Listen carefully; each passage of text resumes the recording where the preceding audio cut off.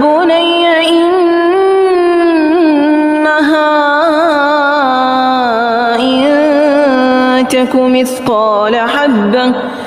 إن تك مثقال حبة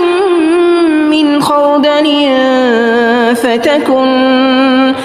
فتكن في صخرة أو في السماوات أو في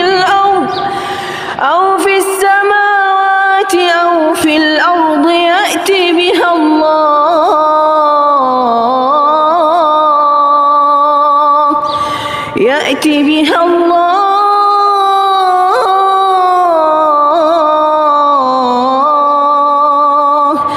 يأت بها الله